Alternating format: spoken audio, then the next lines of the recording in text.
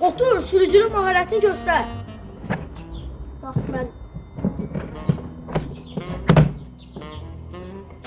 Nə durursan, sür də. Bax, ha, bütün hərəkətlərini buraya yazacağım. Müəllim, maşına hara ilə sürüyor? Bax, oradakı ağ xətlə sür. Müəllim, orada ağ xət yoxdur axı.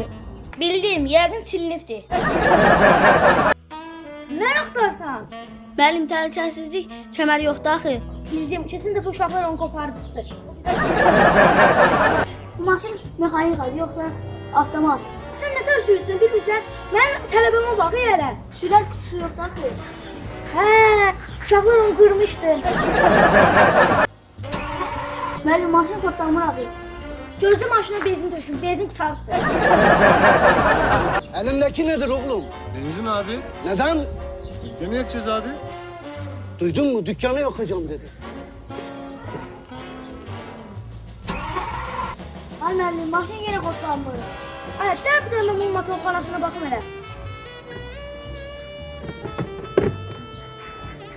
Bəs deyirəm də, bəs mən motoru təmiri vermişdim.